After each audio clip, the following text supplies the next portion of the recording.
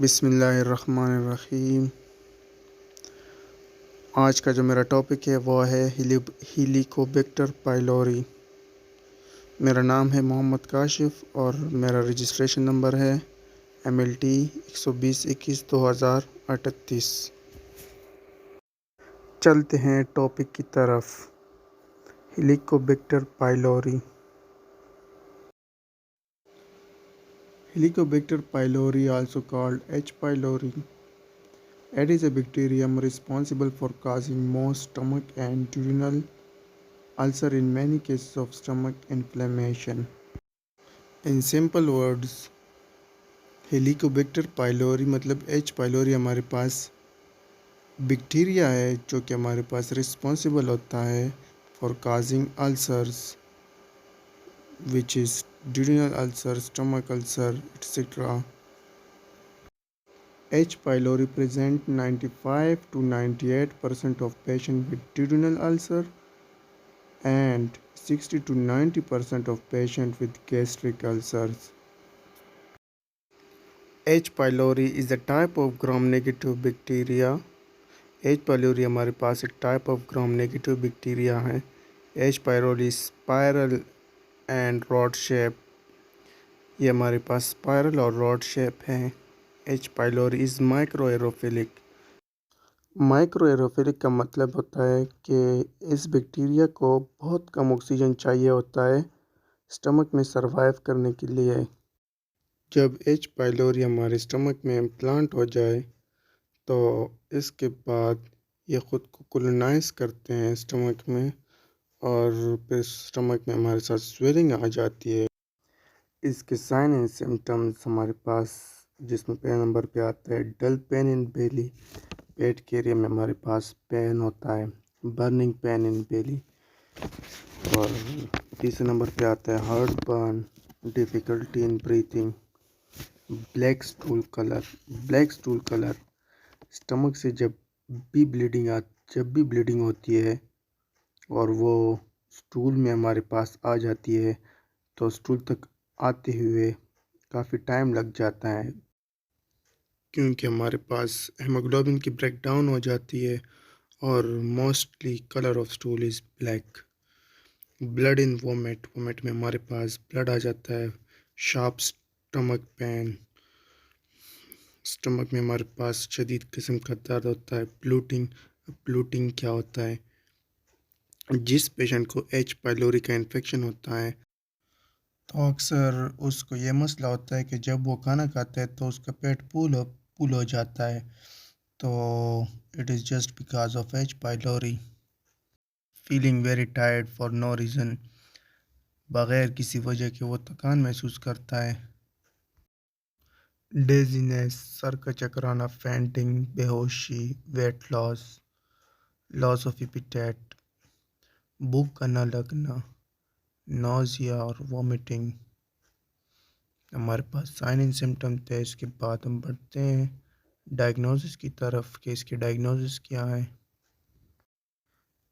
Diagnosis में हमारे पास पहला जो टेस्ट है वो है H. pylori antibody test. ये इस टेस्ट को हम रैपिड टेस्ट कहते हैं. ये ब्लड से होता है और ब्लड में हमारे साथ एंटीबॉडीज़ को डिटेक्ट किया जाता है. If H. pylori antibody test is positive, it will indicate two things. For example, number one is recent infection, number two is past infection.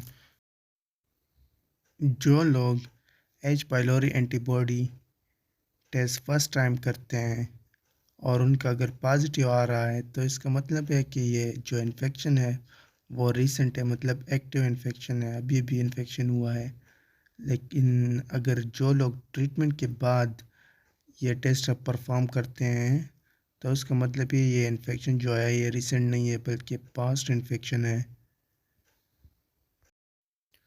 Note में हमारे पास यह है कि जब आप ट्रीटमेंट कर लें H. pylori एंटीबॉडी टेस्ट मत करें ना, क्योंकि एंटीबॉडीज़ कई महीनों तक पॉजिटिव आती है इस टेस्ट में और ये तकरीबन 6 महीने भी ले सकती है, साल भी ले सकते हैं, 2 साल तक ये हमारे पास पॉजिटिव आती, तो इसलिए टेस्ट परफॉर्म नहीं करें। If stool H pylori test is positive, it will indicate only one thing. अगर हमारे पास H pylori टेस्ट स्टूल में पॉजिटिव आ रहा है तो हमारे पास ये सिर्फ एक चीज़ को शो कर रहा है कि जो इन्फेक्शन है वो रिसेंट है और एक्टिव है। आफ्टर ट्रीटमेंट हम देखते हैं कि अगर ट्रीटमेंट ने असर किया है और एंटीजन हमारे पास नेगेटिव आ रहा है, एंटीजन नेगेटिव आ रहा है और एंटीबॉडी अगर पॉजिटिव भी आ जाए तो कोई बात नहीं, लेकिन एंटीजन नेगेटिव है, इसका मतलब है कि जो भी बैक्टीरिया है वो कम्प्लीटली रिमूव हुआ है हमारे साथ। तीसरे नंबर पे हमारे साथ है यूरिया ब्रेथ टेस्ट। इसमें हमारे पास एक ख़ास किस्म का कैप्सूल दिया जाता है जिसमें हमारे साथ ब्रेथ में हमारे पास यूरिया को डिटेक्ट क्या करते हैं। अगर हमारे साथ यूरिया ब्रेथ टेस्ट पॉजिटिव आ जाए तो ये हमारे पास सिर्फ एक चीज़ शो करती है कि जो इन्फेक्शन है हमारे साथ ना वो रिसेंट है और एक्टिव इन्फेक्शन है, मतलब अब ये भी हुआ है। अगर आप ट्रीटमेंट करें उसके बाद हमारे साथ यूरिया ब्रेथ टेस्ट कर ले तो ये बेहतर ऑप्शन है, क्योंकि ये हमें बताता है कि एच पाइलोरी जो बैक्टीरिया है वो ख़त्म हो गए हैं या नहीं है। इसके अलावा हमारे साथ डिफरेंट डायग्नोसिस टेक्निक्स है जिसमें हमारे पास एंडोस्कोपी आती है। एंडोस्कोपी एक डिवाइस होता है जिसमें हमारे पास एक कैमरा लगा होता है जिसके ज़रिए जो मुंह के ज़रिए हमारे स्टमक तक लेके जाया जाता है और चेक करते हैं कि स्टमक में कोई अल्सर है कि नहीं।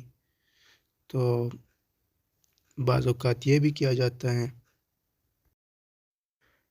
ट्रांसमिशन, अब इसकी ट्रांसमिशन कैसी होती है। Helicobacter pylori spread through close contact with an infected person like family members or friends. By consuming contaminated food or water, it can also be passed through activities involving the mouth like kissing. Elika H pylori हमारे पास close contact से भी हमारे पास spread हो सकती है, और bye consuming contaminated food और water.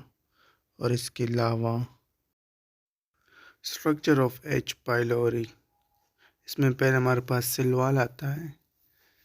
Helicobacter pylori is a gram negative bacterium indicated that it has a thin peptidoglycan layer in its cell wall। हमारे पास जो सेल वॉल है इसमें हमारे पास थिन पेप्टाइडोग्लाइकेन लेयर है। फिर आता है outer membrane. Outer membrane provide protection and contain various proteins involved in interaction with the host। Outer membrane हमारे पास प्रोटेक्शन प्रोवाइड करता है, और इसके अलावा वेरियस प्रोटीन मतलब डिफरेंट प्रोटीन्स हमारे पास होस्ट के साथ इंटरेक्शन उसके होती है। Helical shape, the bacterium has helical और spiral shape which aids in its movement through the mucous lining of the stomach।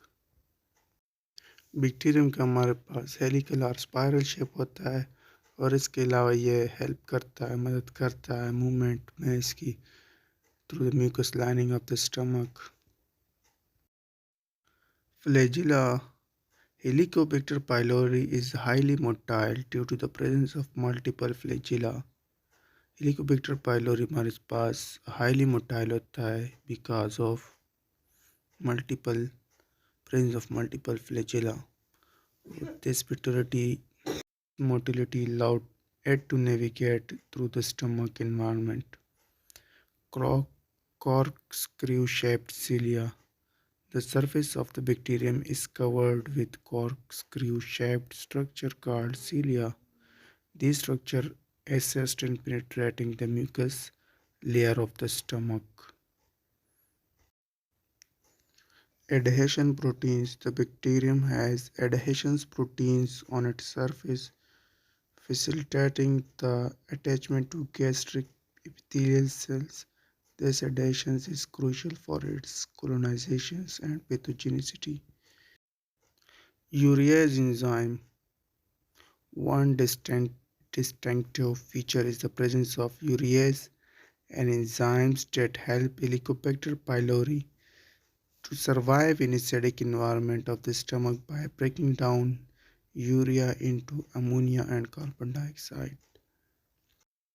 Urease enzyme ये हमारे पास एक ऐसा एंजाइम है जो हेल्प करता है हेलिकोबैक्टर पाइलोरी को स्टमक के एसिडिक इन्वायरमेंट में by break down urea into ammonia and carbon dioxide.